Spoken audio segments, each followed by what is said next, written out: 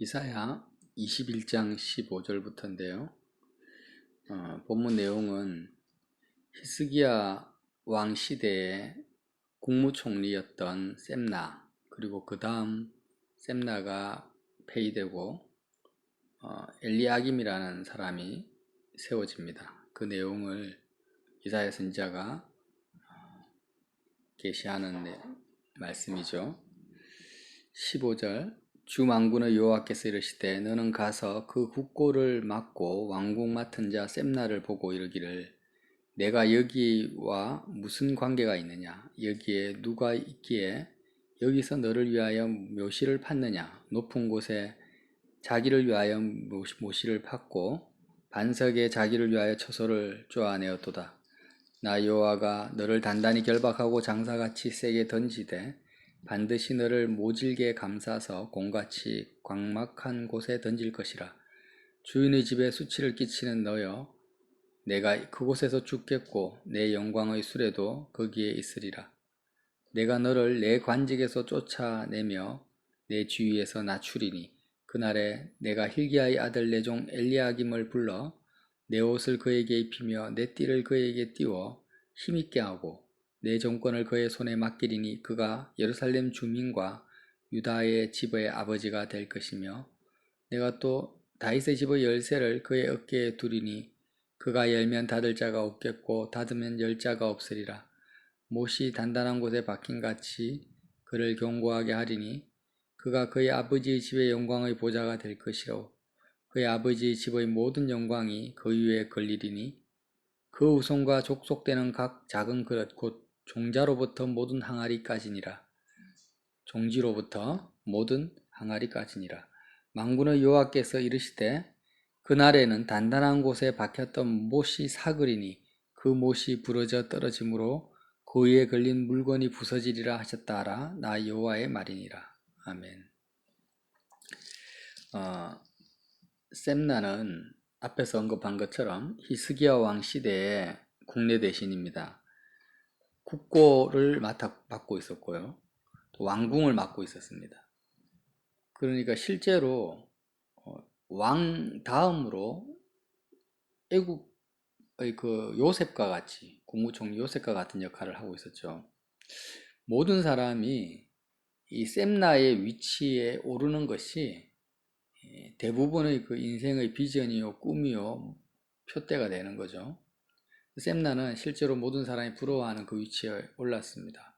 왕족으로 태어나지 않은 이상 더 이상 이 셈나의 위치를 능가할 수는 없을 정도로 최고의 명예와 권력을 가지게 된 거죠.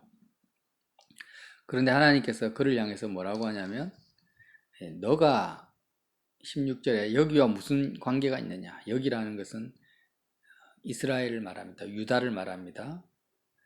너가 유다와 무슨 관계가 있느냐, 관계가 없을 수가 없죠. 국무총리인데.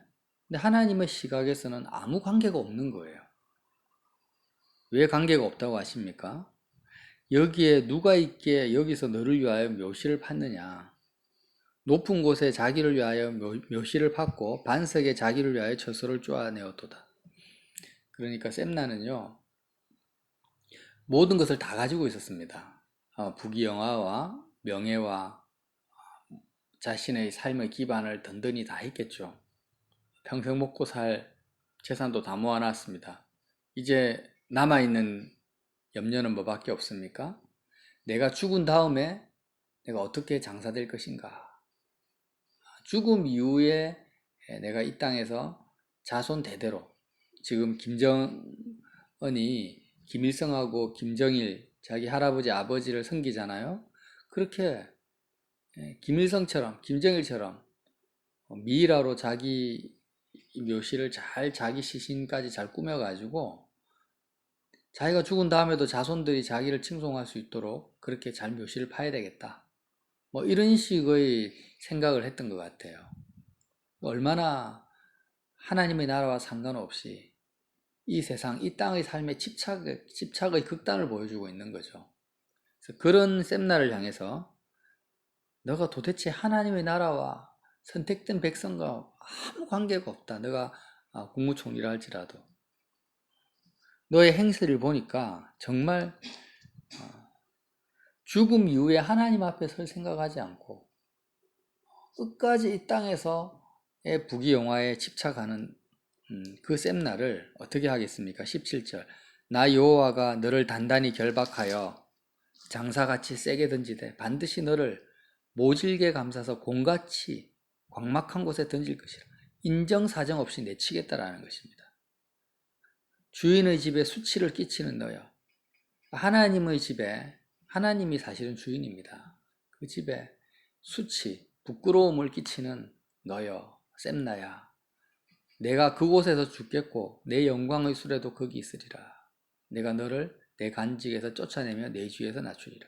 실제로 열왕기하를 보면은요, 아수르 왕이 쳐들어왔을 때 히스기야 왕의 사신으로 3명이 가는데 그 중에서 셈나는 국무총리로 가는 것이 아니라 그때는 서기관으로 가요. 그래서 국무총리에서 서기관으로 강등이 된 것을 알 수 있습니다. 나중에는 거기서도 더 쫓겨났겠죠. 말씀에 의하면. 그리고 나서 하나님이 누구를 세우냐면 힐기야의 아들 엘리야김을 셈나의 자리에 대신 세워서 21절 내 옷을 그에게 입히며 내 띠를 그에게 띠워 힘있게 하고 내 정권을 그의 손에 맡기리니 그가 예루살렘 주민과 유다의 집의 아버지가 될 것이다.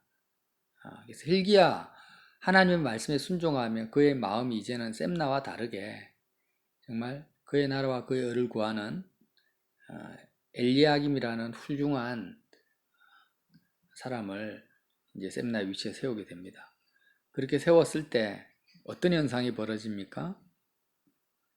24절 그의 아버지의 집의 모든 영광이 그 위에 걸리리니 그 후손과 족속되는 각 작은 그릇 곧 종지로부터 모든 항아리까지니라. 그러니까 이 의미는 엘리야김을 추종하는 그러니까 엘리야김의 모든 집안 사람들이 그 족속도 엘리야김이 속한 족속까지 후손들까지 전부 엘리야김을 추종해서 엘리야김을 의지하게 된다라는 거죠. 한 사람도 빠짐없이.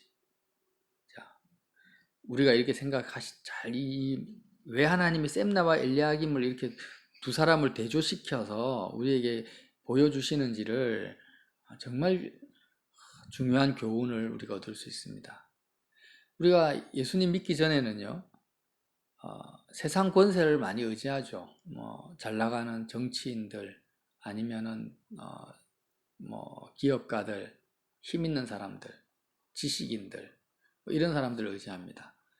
그리고 이제 예수님을 믿고, 기독교로 전향하고 나면은 사람들이 어떻게 바뀝니까? 나름대로 신앙이 있다는 분들은 이제는 세상 지도자가 아니라 영적 지도자를 의지합니다. 이전에는 셈나를 의지했다가 그가 부패하고 타락하고 의지할 대상이 안 되구나. 하나님을 모르는구나. 그 하나님의 뜻대로 7위를 받고 나서 엘리야김이라는 지도자가 세워지니까 저 사람 내가 본받아야 되겠다. 엘리야김이야말로 하나님이 세우신 주의 종이구나 라고 생각을 하는 것과 같이 그렇게 예배당 조직 안에 들어와서 도대체 이 시대에 누가 위대한 하나님의 종인가? 어느 목사님이 참 세상을 버렸더라. 어느 목사님이 정말 거룩하고 복음을 알고 있는 분이더라 하면서 그 목사님을 추종하게 되는 거예요. 또 따라갑니다. 그런 또 영적 부흥이 일어나겠죠. 그럼 큰 교회가 될 거예요. 그러면 그 교회도 출석하게 되는 거예요. 그래서 몰리는 곳에 음식점이 맛이 있는 음식점에 사람들이 많이 가듯이 그렇게 또 영적인 영역에서도 사람들이 몰리게 됩니다. 엘리야김과 같다라는 거예요. 모든 항아리까지 큰 그릇부터 시작해서 종지까지 다 그 집에 걸리는데 엘리야김이 못이라고 하면 그 못에 옷이 걸리는 것처럼 사람들이 그를 의지한다라는 것입니다. 그런데요 25절에 보면 만군의 여호와께서 이르시되 그날이 어떤 날입니까? 하나님의 심판과 징계의 날, 또 하나님의 진리가 드러나는 날입니다. 그 날에는 단단한 곳에 박혔던 못이 사그리니 그 못이 부러져 떨어지므로 그 위에 걸린 물건이 부서지리라 하셨다 하라. 나 여호와의 말이니라.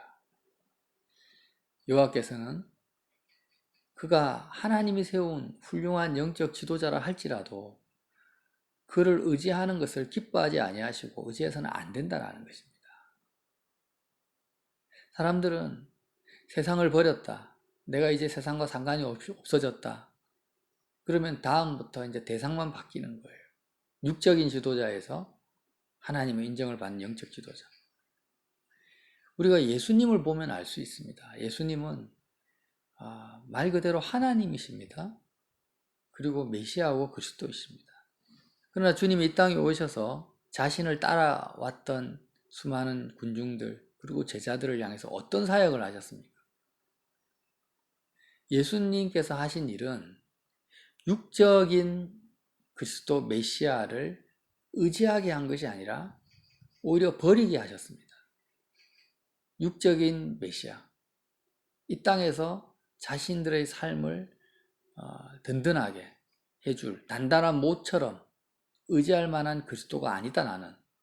나는 죽으러 왔다. 너희가 나를 다 버릴 것이다. 세베대의 두 아들이 예수님께 찾아왔죠. 그래서 예수님, 하나는 주의 우편에 하나는 좌편에 국무총리 자리에 앉혀달라고 청탁을 합니다. 그때 주님이 뭐라고 하십니까? 내가 마시는 잔을 너희가 마실 수 있느냐라고 되물으십니다. 주님이 마시는 잔은 뭐냐? 이 땅 어디에도 머리 둘 것이 없는 나의 처지, 세상 그 무엇도 의지하지 아니하고 오직 하나님 말씀에 순종해서 하나님께로 가는 잔입니다. 십자가에서 죽는 고난을 말하는 거죠. 제자들에게, 주님을 인간적으로 의지하려고 찾아왔던 제자들에게 주님이 하신 것은, 그래, 나를 믿고 의지해라. 내가 이 땅에서 복지를 내가 너에게 약속해 줄게. 이렇게 말씀하신 게 아니고, 내가 마시는 잔을 너희가 마실 수 있느냐라고 물어보신 거예요. 그러므로 정말 하나님의 뜻대로 사역하는 주의 종이라면 예수님과 같은 말을 해야 되는 것입니다. 나를 의지해서는 안 돼요. 당신이 잘못됐다라고 분명히 이야기해야 되고, 지금 나는 그 무엇도 의지하지 아니하고 하나님께 내 소망을 두고 나는 주님이 가신 그 길을 가는 자고, 너도 내가 가는 길, 주님이 가신 길을 가려면 따라오고 가지 않으려면 떠나라고 이야기해야 되는 것입니다. 그렇게 하지 않으면 그날이 되면은 자신을 의지했던 모든 사람들이 다 부서져 버린다는 거예요. 주님 지금 여호와께서 하신 말씀이죠. 그 위에 걸린 물건이 다 부서져 버린다. 그 못이 부러질 것이다. 다 죽을 수밖에 없잖아요. 영적 지도자를 통해서 하나님을 만나는 것은 은혜고 축복이지만 내가 조금이라도 마음으로 그 지도자를 의지하거나 신뢰하고 있는 것은 죄입니다. 그것은 잘못이고 그건 셈나의 길을 가는 것과 똑같은 거예요. 어떻게 보면 셈나를 의지한 사람은 어떻게 마음의 양심의 가책이라도 받을 수 있습니다. 내가 이러면 안 되는데. 근데 엘리야김을 의지한 사람은요, 마음의 양심의 가책도 안 받아요. 내가 정말 훌륭한 하나님의 종을 만났구나. 이것이 하나님의 뜻이다. 이렇게 따라갈 수 있다는 거예요. 그러나 그날은 하나님의 심판의 날이 될 수 있는데 다 부서지고 다 무너집니다. 예수님은 제자들을 어떻게 인도하셨습니까? 십자가의 죽음과 부활과 승천의 그 동선을 따라오게 하셨죠. 그래서 예수님을 죽음에 참여시키시고, 죽음에 참여시키셨다라는 것은 세상에 인자가 머리 둘 것도 없는 것처럼 세상 그 어디에도 마음을 두거나 머리 둘 것이 없게 만드신 거예요. 세상에 대해서는 아무 소망도 없게 만들어 버리시고 오직 하늘에 소망을 두게 하신 것입니다. 그리고 주님은 하늘 보좌 우편에 올라가 버리셨습니다. 승천하셨어요. 제자들의 마음도 주님과 함께 구름 타고 하늘로 올라가 버린 것입니다. 이제는 바울은 내가 예수 그리스도 안에서 모든 것을 내가 한다라고 그리스도 안에서 우리가 만난다. 우리가 예수 그리스도 안에서 사랑한다. 기도한다. 이렇게 말을 하는 겁니다. 예수 그리스도 안은 누굽니까? 어떤 사람을 의지하거나 지도자를 의지하거나 이 세상의 어떤 조직을 의지하는 것이 아니라 내 마음이 이제 하늘 보좌 우편에 계신 예수님께 이미 들어갔다. 시작, 이 땅의 어떤 한정된 시간과 공간의 제약이 아니라 시간과 공간의 그 제약이 없는 영원 세계 속에서 영원한 하나님의 언약 안에서 말씀 안에서 내가 산다라는 것입니다. 그래서 이 셈나와 엘리야김의 이 말씀을 통하여서 우리에게 어떤 신앙을 추구해야 될지를 이사야 선지자를 통해서 우리에게 말씀해 주신 것입니다. 저와 여러분이 우리는 사람이기 때문에 계속 보이는 것을 쫓아가고 의지하게 됩니다. 그러나 우리가 주님을 따라가야 되겠죠. 정말 훌륭한 주의 종이라면 자기를 의지하게 하지 않고 자기를 의지하는 사람들을 책망할 것이며 오히려 주님께 나아갈 수 있도록 밀어붙일 것입니다. 저와 여러분이 그러한 길을 걸어가는 믿음 있는 사람 되시기를 예수님 이름으로 빌어드립니다. 하나님 아버지 감사합니다. 주님, 정말 셈나의 길을 걷다가 우리가 엘리야김의 길을 걷는다면 정말 끝까지 누구를 의지하는 것도 아니고 나를 의지하게 만드는 것도 아니요, 오직 날마다 자기 십자가를 지고 그리스도의 그 동선을 따라서 우리의 마음이 성령으로 말미암아 하늘 보좌 우편에 계신 그리스도 안에 거할 수 있는 그 은혜와 축복으로 오늘 하루를 살게 하여 주시옵소서. 예수님 이름으로 기도합니다.